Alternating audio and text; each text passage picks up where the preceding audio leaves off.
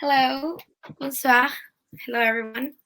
Hello, Ilse. Thank you so much to you and to everyone that has connected tonight to watch not only my favorite war, but also to listen to Ilse, who's gonna tell us a little bit more about her fantastic film. You can also, I want to add that you can also ask questions to Ilse through the chat. That can I'll be asking her, so you can have her reply directly in live from her. Again, Ilse, thank you so much for being here tonight. I was very excited to chat with you. As I was telling you, I just watched your film, and it's really interesting because I think we're not used to having these topics approached through cartoons, and also being made so available in a such an available way for us. Um, I think as a horror films fan myself, I think this is also a very good way to um, pass a message. So I wanted to ask first, how does the idea come up? Like, well, obviously based on your living experience, but also based on why on cartoons, why the way you chose to communicate it like that. Hi, Sophia. It's so nice to talk to you and to meet you. And thank you for the very, very kind introduction. Yeah, why cartoons? You see, the answer is very obvious. I, uh, I, ha- I come from a documentary background, and I have made several documentaries about like generation portraits from Latvia for the wider audiences in Europe or in Scandinavia. And I have been using archive materials a lot in my stories to tell like where do people come from. And then when I got the idea about this film, I knew that there is no archive showing what I want. So I understood that if I want to show this feeling I had about Soviet Union, how gray and stiff and dominating it was, then I need to make it in some other form. And I think that reenactment is very challenging in documentary. It is possible, but I find it very difficult. Then there is feature films, but then you need really some other kind of dramatization. And I wanted to be true to the life story, so uh, I insist that this is documentary. And then the only possible way it was an animated documentary. And I was very inspired by Persepolis um, as a film. When I watched it first time many years ago, I thought it is so touching to be engaged in the country Iran, which I don't know so much about, but just by watching one film, I suddenly feel connected to the people and to the suffering of people many years ago. So actually, Persepolis was the biggest inspiration why it is animation. And about the story, I had made portrait about my mother. That is a classical 1 hour documentary. And I thought now I have to make something challenging and, and difficult. And I don't have much experience by working with animation. I had made very small pieces of animation bits in the children series, the children documentaries. So I didn't know what I was going to when I decided, okay, I will make 80 minutes of animation. And I guess that was just much more will than knowledge what motivated me. That's great. That's actually a great way of putting it. From all the interviews and the stories we've heard, it's exactly what we've heard. It's more will than experience sometimes, and will than yeah, an experience. So I think that's lovely. I also wanted to ask you how when you presented your idea of cartoons and when you presented this narrative, how was it received? I mean, pre-production. Yeah. Um, it was very interesting. In Norway, where I started with my story, I had actually very good support from the beginning of, because I said, you see, we need to look at the past to understand where we are going now. And Norway has a very strong tradition to support documentaries from other countries, to tell the stories from around the world, why, how people are fighting for democracy. So I have to say that Norwegians understood my purposes very well, and Latvians looked at it a bit differently. They thought, "Oh, okay, there is a story about our history. Like now, she will tell about our past, so that's okay."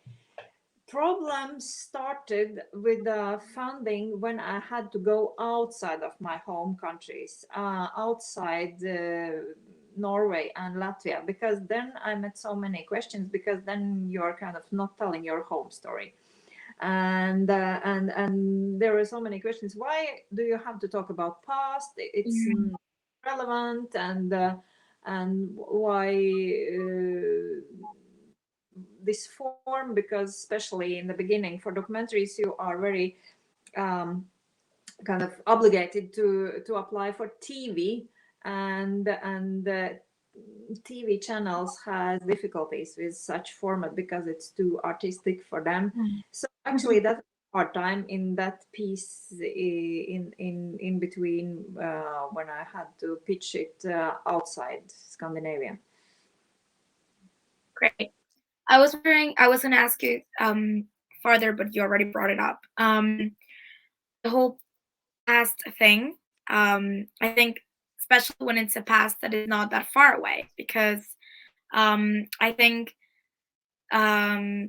if we watch the films about your favorite war, which is the Second World War, I think it's like a historic memory that has been done, and that there's no problem.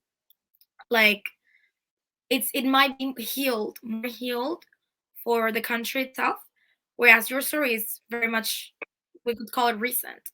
So how was, not only for you as a citizen, like, to bring up this this painful past, but also along with your own story, because it's two different things. You could see them as different, but at the same time it's one, because it's also something you lived on your own.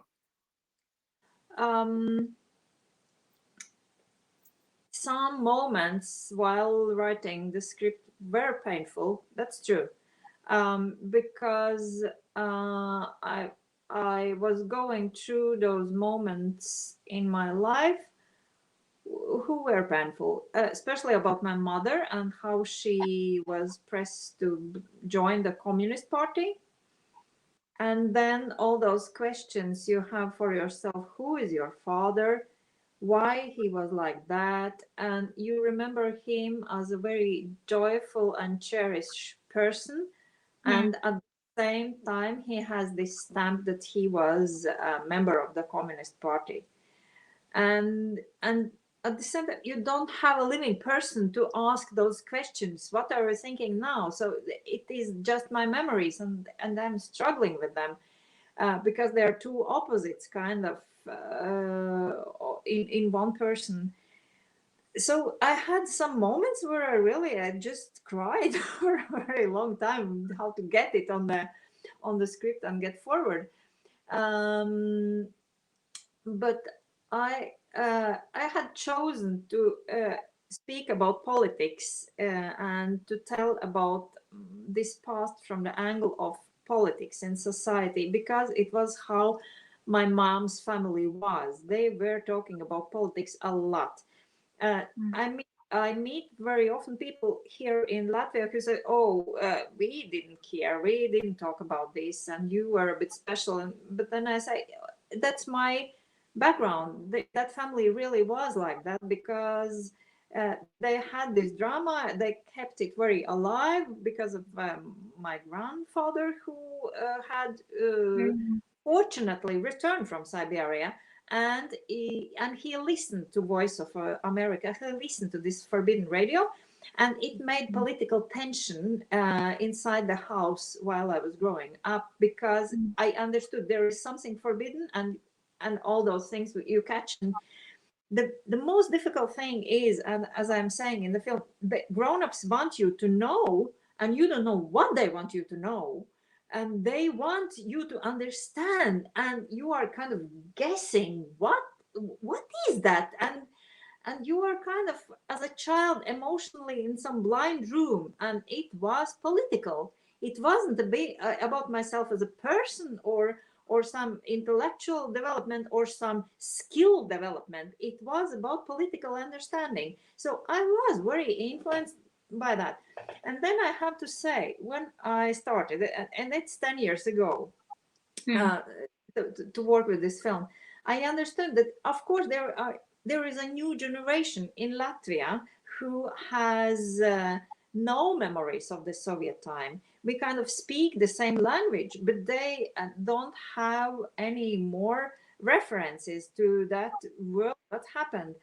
And it's very funny because, as you say, it's quite recent, and it's not that long time ago, but uh,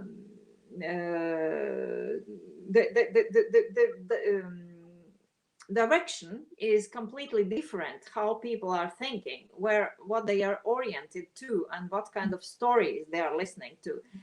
And one of the big challenges is that when we are talking about past here in this region, we are very traumatized uh, of everything that happened, because it was very unjust, and Mm. we have to keep quiet, and there was no channels to get out and to tell to the world about this, because we were just deleted from the map of the world. We were not existing. And when some people from Baltics, from Latvia or Estonia, when they went out to the abroad, you were just made, you are Russian because you came from the Yeah. Soviet Union. Yeah. And that's very hurting your identity. And it has been very big motivation to say, oh, we are here, we still are, we are still alive, we exist. Of course. And then, because of trauma, we have not been able to talk about it in funny way, because people always want, don't tell your sad story, we know it's all depressing, it's all sad, it's all heavy, it's black. People kind of, in the modern times, they want to be told this in the entertaining way, and that's a bit struggle, because we struggle to be funny. That's funny. we, we struggle to make a black humor all Yeah. out of it.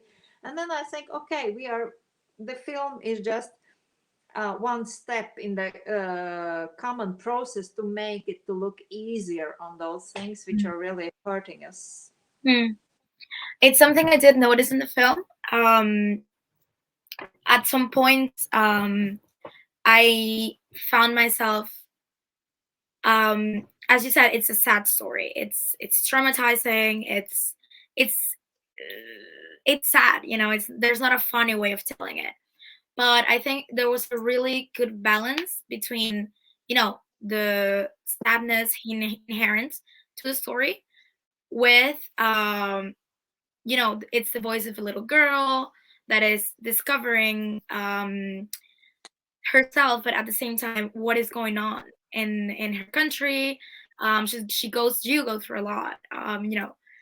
Living alone since you're really really young, and like as well very very determined with this to build this path that it's not even yours at a point, because it's like a path that was kind of written for you because it seemed like a good way to get out of the situation.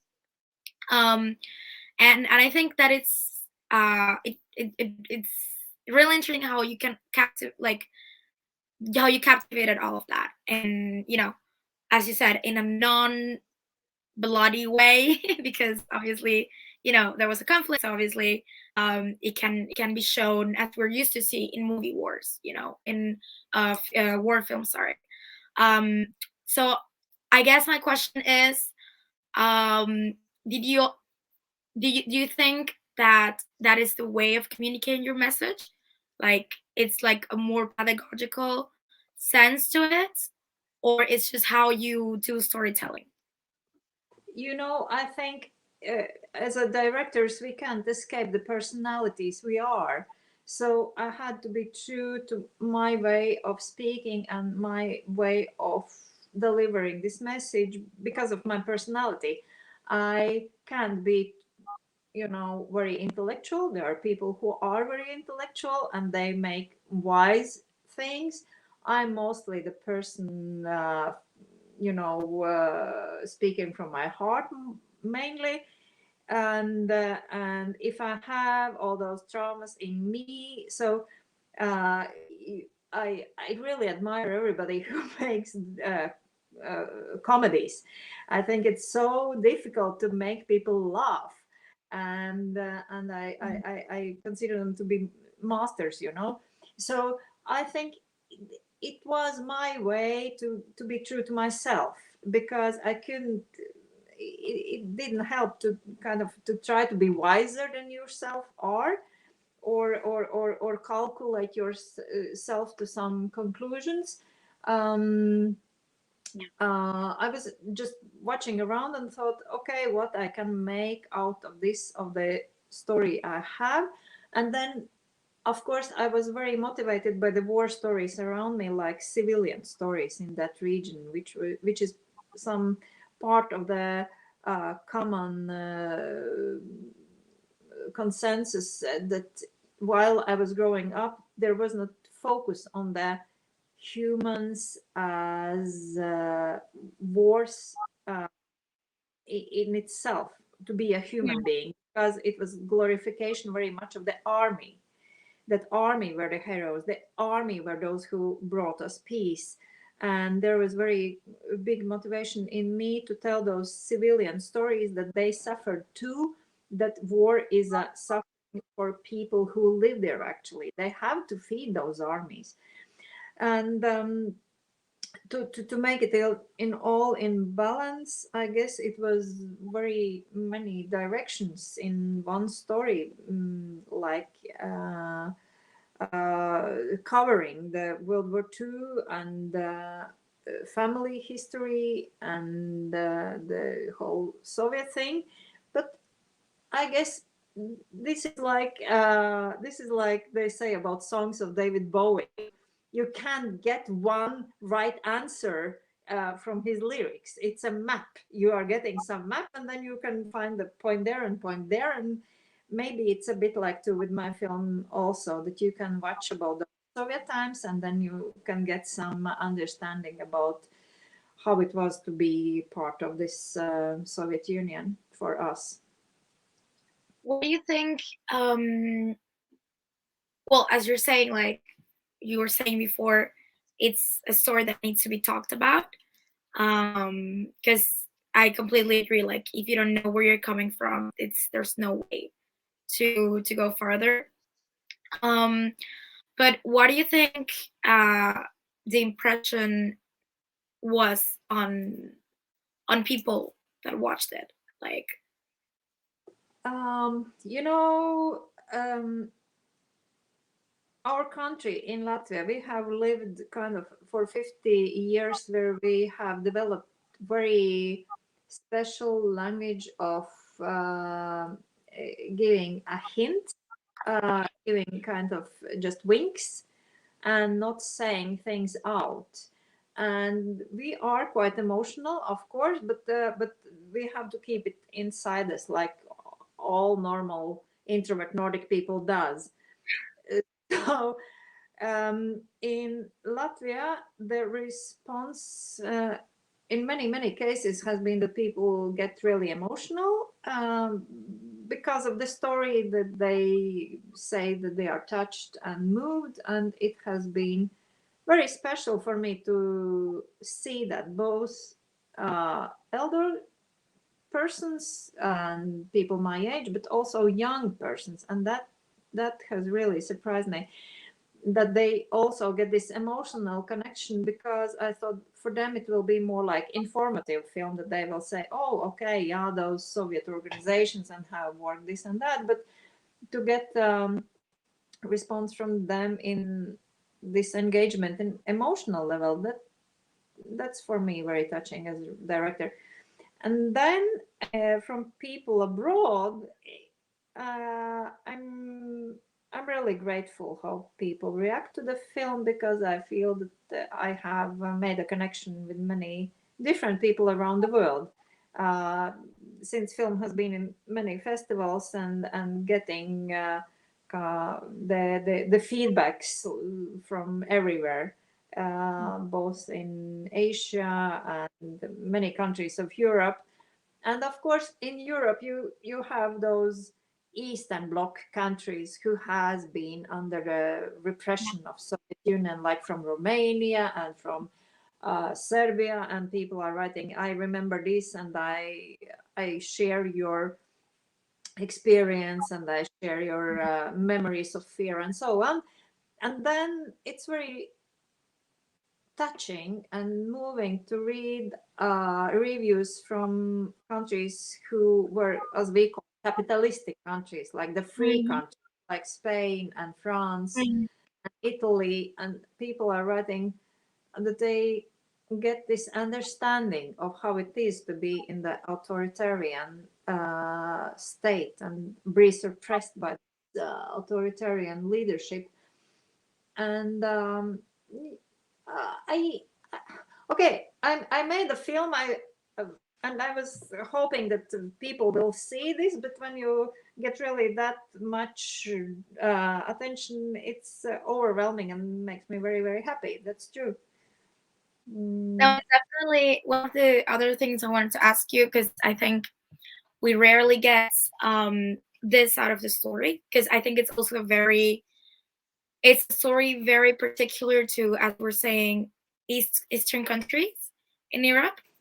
Um, and I get this impression that we're told the story um, up to the end of the Second World War. You know, obviously everyone knows that the Soviet Union was an authoritarian regime, but it feels like it's two separate things, right? It feels like yeah, it's two separate stories. And I personally had never seen a film that captivates the continuity of it, ah, because yes, because uh you know, the fact that you can see both, let's say, both sides of the same coin, if I may, you know, like yeah, Nazi was you know, it didn't end yeah, after Hitler died, you know. And I think it's something that it's forgotten in Western Europe. um so I think that was real valuable for me as well, because it's somehow a forgotten story for the rest of Europe. I want to believe that, you know, Europe needs to be together in this kind of issues. And so I think it's really useful in that sense. That's why I think it's really interesting what you said about having feedback from capitalistic countries on the other block, saying that they didn't really know what was going on in the other side of Europe at that time. yeah.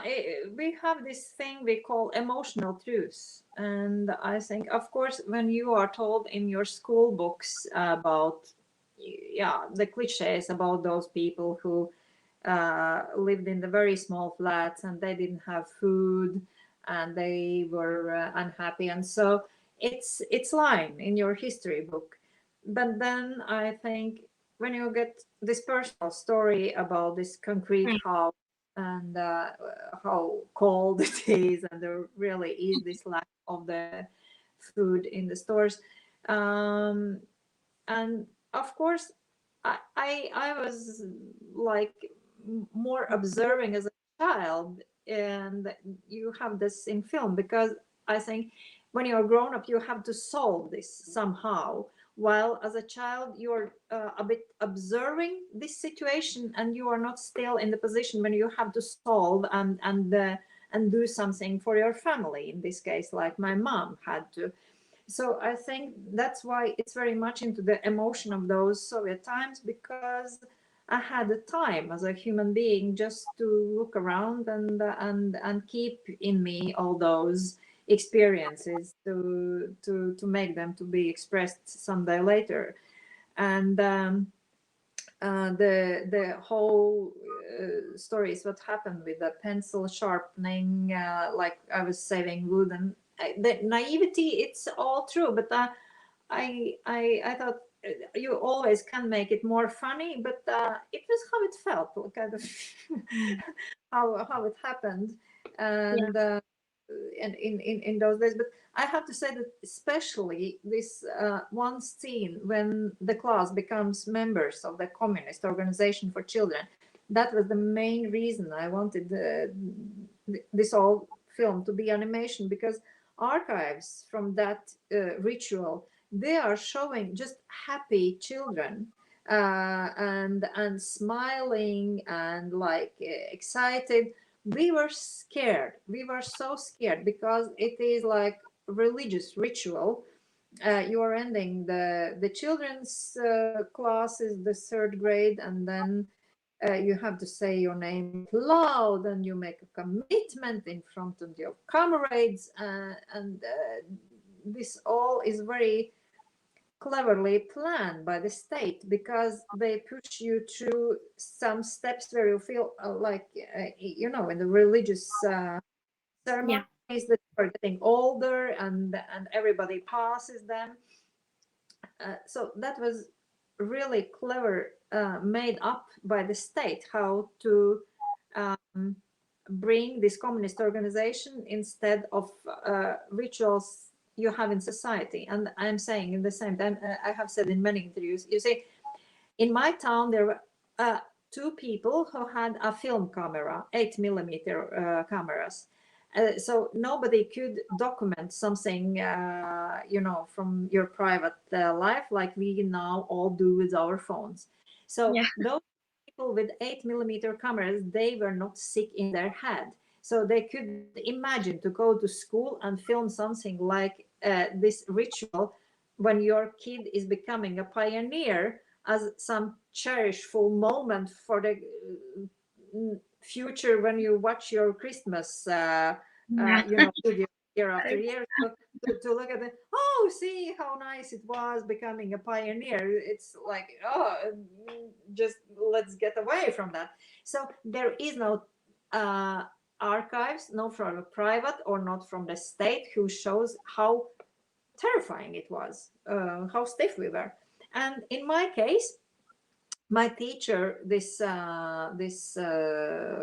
class teacher I had as a child, she was really very exceptional as a person. I got that unluck then, and of course luck for my script. Luckily for my script, that she was this uh, very, very committed communist. Other teachers in our school were not that committed. She was, until the bitter end, member of the Communist Party, and I don't have any, what's the word? I don't feel Mhm. bad for making her as comic and mean in this film as I have done, because she was much more worse and terrifying. She did bad things like slapping us and dragging and screaming. And she was really bad person.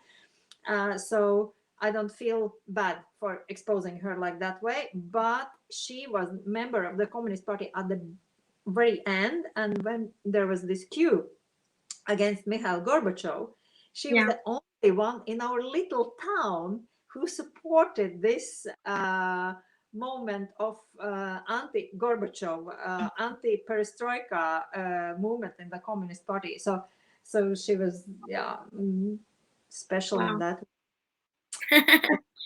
But Wow. everybody has this balloon of their own stories around, and you can't get it all in one film. So you have to kind of squeeze it in Yeah, with a just visual how she looks and how powerfully she's talking to children, and that's it. And you can just guess more of her story out of that. sure. I was thinking as well um, about um, at the end there's certain pictures and from the school, well, from the pioneers and all of that. I wonder how if you wanted to do like a reminiscence to what happened, but also inspire action, like inspire something within the Latvian public.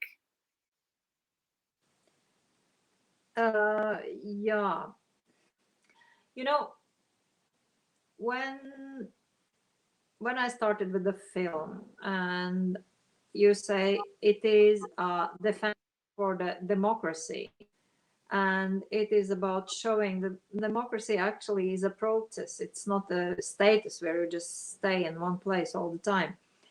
um, you kind of want to encourage people to take small actions, because this protagonist in the film, she, as I'm saying, we all can be Greta Thunbergs, we can be Malalas, the leaders for the big movements as children, and those young persons who are really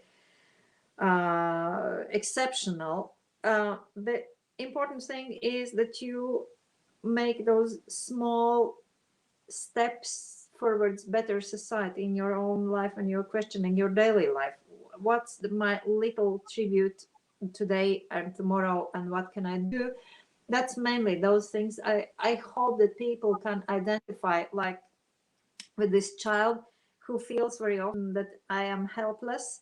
So to just look around, what can I do in this situation? And of course, I'm talking now very much in the context of the Ukrainian war or the attack on Ukraine, because it's how it feels too in our daily life.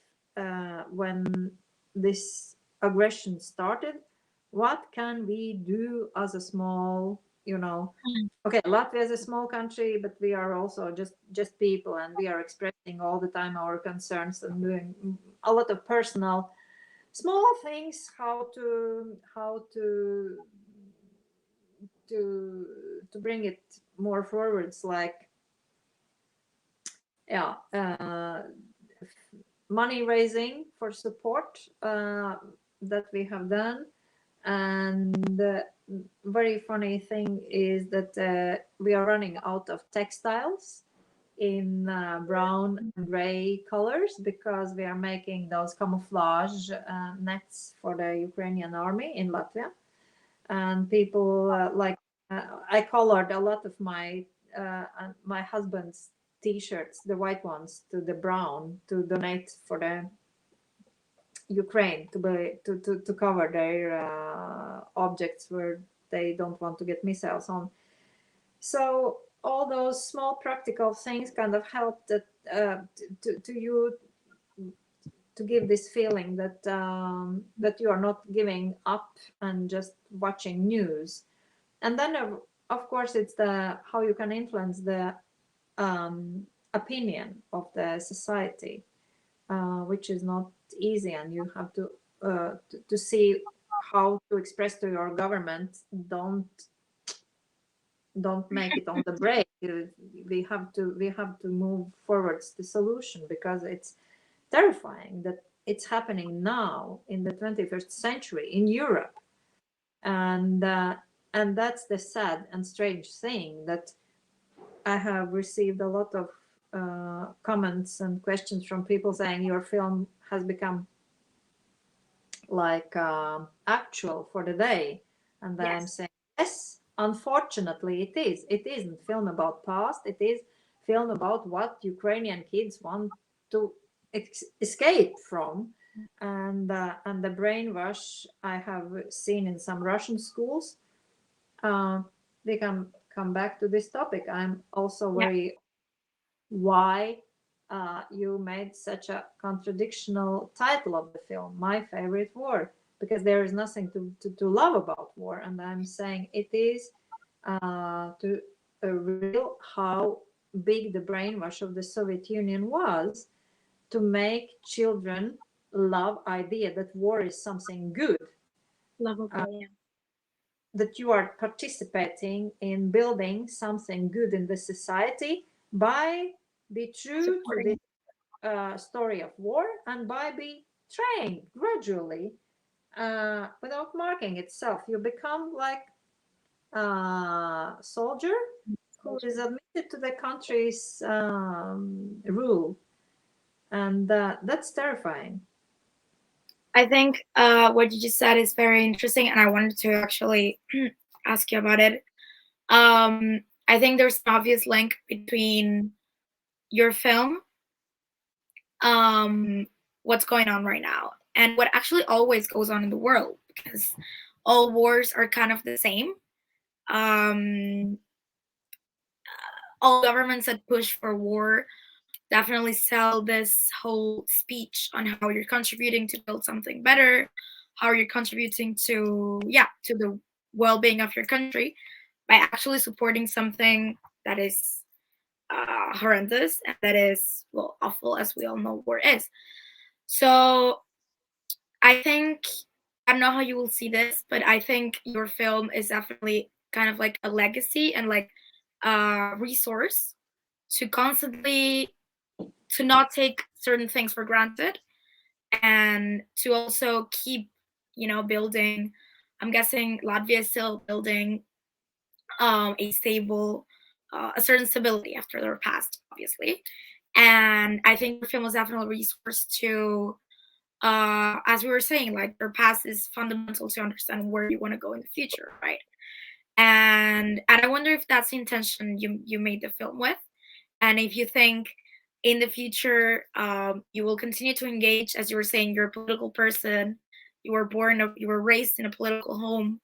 Do you think that is like your, it could continue being your brand? Well, I know you did your documentary of your about your mom, but I think it's on a different tone. um so how do you see this coming for you? Like, do you think it's like a stamp on your work? Um, uh, about this current situation, it's sometimes horrifying, and you can't work at all because you are sad, and very often I'm in despair by watching the news. But I decided that I want to make last year. I decided that I want to make a feature film for children in animation, to make joyful, really, like to look at some lighter tone film. So completely away from the documentary, and that's the story of bullying at school. Of course, social issues are important for me, so there is this combination about these social issues and the story which I guess many children can identify with in their classrooms about the conflicts in the classrooms. And then at the same time, there is also worshipping of creativity of people, and they have this sidekick of world of insects living together with humans. They are like a fantasy shadow side of the humans at the same time, where this realistic action is involving. So that's the script I'm writing right now, and I think it's connected to this question you are saying about war. Um, there are two aspects of those greedy leaders in the world who are struggling just to keep their power around the world. As you say, there are wars all the time, and I think why there is always those some persons, some leaders, and then they gather a group with people around them who are unsatisfied with their lives. The one thing is, of course, there are people they want to keep their power, and they are fighting with every means just to keep that. And under that, there is very much greed because of the money. They want to keep this position to enrich themselves. And then, like in Putin's case, I think there are a lot of complexes from his childhood. He was bullied as a kid on the street. He had to defend himself like a white boy in Georgia with mother who, when he had this stepfather. And so I think this not communicating, not non-communication with children in the situations when they feel bullied, we have to take it very seriously because some of them really want to take a revenge when they're adults, and some of them are really worst cases why they become leaders and make such a terrible things around the world. That's great. That's an interesting perspective. I guess it's all about justice in your case. Yeah. It's linked, very much linked to justice. Great. So we've reached all of almost 45 minutes now. I don't know if there's a last message regarding your film or your work in general you want to pass to people listening to us. This is, of course, an engaged festival, so obviously it's all about encouragement of everyone, but especially young people, to act and to be main characters of all of the social issues that are going on today. You know, I really think young people should have courage to question the previous generations, because you can't just listen to them and follow their path. We all the time have to question those traditions and rules made by previous generations because they fitted their time when they were formed. What about the new things which are changing? And maybe sometimes adults, so-called adults, they can say, yeah, you don't understand how the world is constructed. You have to understand it is why it is and how. At the same time, I think that generations always get wiser if they get in the dialogue, because there is positive things in the dialogue you can always discover from both sides, both from the young and impatient and wanting the change, and those from the experience who maybe can give some advice why there are those some particular path you have to follow in life by regulations. But likely, when I'm meeting school children in Latvia, I'm all the time saying, if you are getting too much homework, go and complain. Don't just sit there and take it over. You go and war for your freedom. So make an Yeah. organization, write letters. Don't there and just feel sorry for yourself. So it's not about the bigger things. It's all, yeah. If you want to improve your life, go and write a letter of the process, Make the film. or do that. Yeah. That's lovely. That's lovely, and this was lovely. Thank you so much for accepting our invitation. I hope everyone enjoyed it as much as I did and learned as much as I did. And yeah, again, thank you so much for being here, and hope to see you soon. Thank you very much. Thank you for the conversation. Good evening. Bye. Bye. I will myself out. There's little X in the bottom.